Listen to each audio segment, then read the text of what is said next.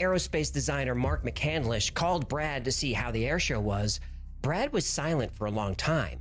Mark asked him what was wrong. He said, "I think I saw something I wasn't supposed to see." Mark was confused. They both had top secret clearance. They worked for General Dynamics, Lockheed Martin, Northrop, McDonnell Douglas, Boeing, Rockwell International. They worked for the usual suspects. Right. Now, as aerospace designers and illustrators, they often learned about experimental aircraft before they were even built. So what could be more secret than that? Brad said after the presentation, they pulled a curtain back to reveal 3 flying saucers, completely silent and hovering a few feet above the ground. Mark asked Brad to describe them. He said they looked like something out of the 1950s. They had a flat bottom, sloped sides, and a dome on top. And on the dome were small bubbles that looked like they contained cameras. The general giving the presentation called them ARVs, or Alien Reproduction Vehicles. The nickname they gave the saucers was fluxliners. In electromagnetism, electric flux is the measurement of an electric field through a given surface. Military intelligence, aerospace contracting arrangements, and this is very important. It means that we, Homo sapiens, have the ability to access this so-called zero-point field of energy, which is the ambient field of energy from which all matter and energy is fluxing, and can access that energy and generate all the power we need to run this planet without fossil fuels or pollution. The audience was stunned. Nobody had ever seen anything fly like this. Mark asked Brad if they explained how an aircraft could move in such a way. Brad said he was surprised at how simple the mechanics were. Brad Sorensen saw the engine, the life support system, the crew area complete with jump seats and steering mechanisms. A former senior military intelligence officer comes forward to say what we've only imagined is true. You are saying to the human race, for the first time, we are not alone. We're definitely not alone. Claims that our government has proof of alien life. We have spacecraft from another species. We do, yeah. How many? Quite a number. Some are landed, some are crashed. Allegations of a secret government program that has hidden the truth, the technology, from the world. The circular base was essentially a huge Tesla coil. Multiple metallic layers stacked on each other with a slight gap in between, acting as a capacitor to store and redirect electricity. It generates a powerful electromagnetic field. By manipulating this field, the ARV pilot can generate thrust. The center column contains 2 counter-rotating cylinders of liquid mercury. The upper platform acts as an additional capacitor, working with the lower capacitor to allow the craft to move in any direction. The control system that the pilot uses is simple. With his right hand, the pilot has a lever which controls how much electricity is deployed from the capacitors. At the pilot's left hand is what looks like a large trackball. This control sends power in any direction. Oxygen tanks and the life support system is attached to the lower platform. The ARV has no windows. It uses what's called a synthetic vision system. The cameras on the exterior of the vehicle allow the pilot to see. These cameras work in conjunction with each other and send separate feeds to the pilot's left and right eyes so he can see in 3 dimensions, like how a VR headset works. You know, it was flat on the bottom, sloping sides, a little ledge around there, and then a dome on the top with these little glass things on top. Looked like there was a camera under each one. And I said, "Really?" He said, "Yeah." No, no landing gear. It was hovering. In addition to Kent Sellen, there is at least one other person from the military who's been willing to go on record about the ARV. That there was one facility at Norton Air Force Base that was close hold. Not even the wing commander there could know what was going on. And during that time period, throughout my career, it was always rumored by the pilots that that was a cover for, in fact, a location of one UFO craft. Folks during that process could go by the facility and actually see the UFO.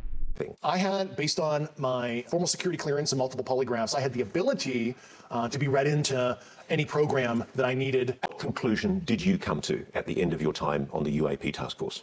The UAP task force was refused access to a broad crash retrieval program. These are retrieving non-human origin technical vehicles, call it spacecraft if you will, non-human, exotic origin that have either landed or crashed. I have plenty of current and former senior intelligence officers that came to me, many of which I knew almost my whole career, that confided in me they were a part of a program. They named the program. They told me based on their oral testimony, and they provided me documents and other proof that there was, in fact, a program that the UAP task force was not read into. If mercury is in a cylinder and is then heated, will it circulate and cause a vortex? Yes, it will. Will mercury circulate if a current is applied to it? It sure will.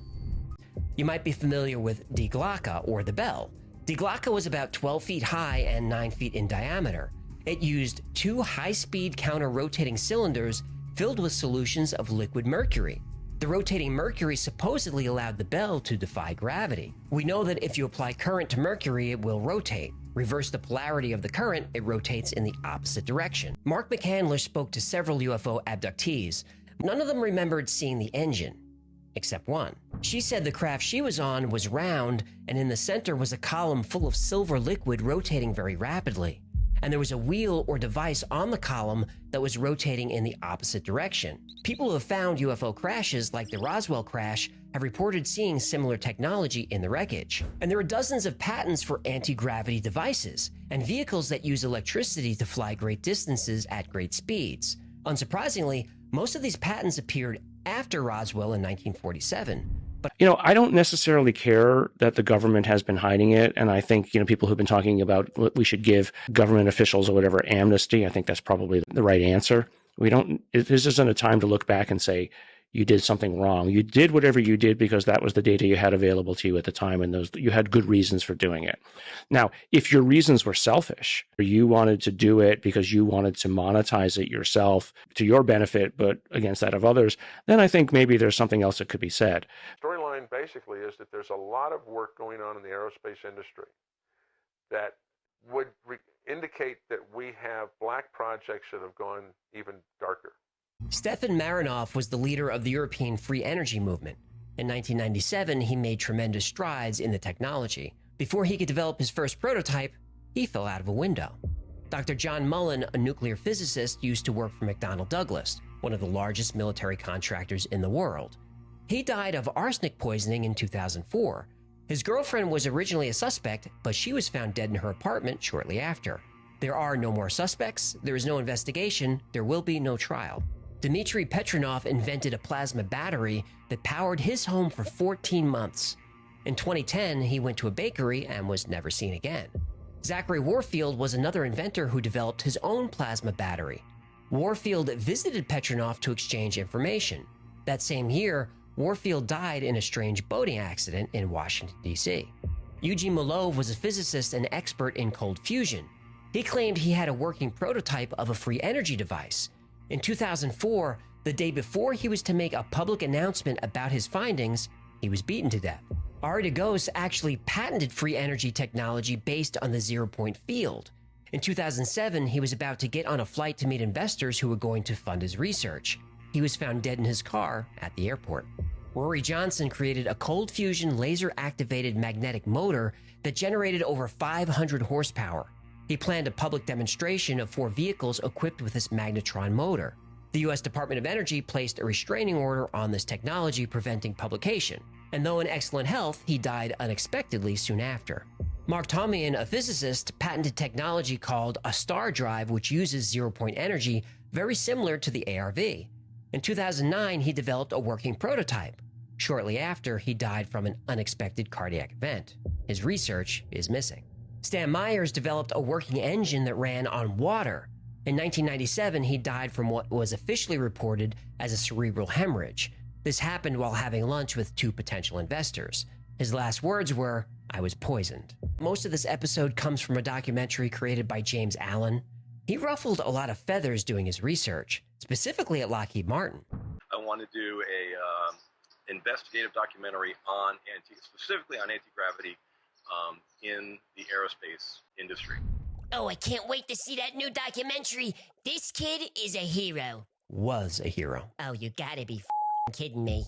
While still editing the film, before it was even released, James Allen was diagnosed with an aggressive form of cancer. He was dead in 3 months. That interview clip I showed was from 6 weeks before his cancer diagnosis. Did he look sick to you? No, he did not. Autopsy results revealed an unbelievably aggressive tumor that usually occurs in patients with cancer for years, not weeks. And his blood contained 12 heavy metals and radioisotopes at toxic levels. Manganese, beryllium, thorium, and uranium were found in his blood. James Allen never got to see his documentary released.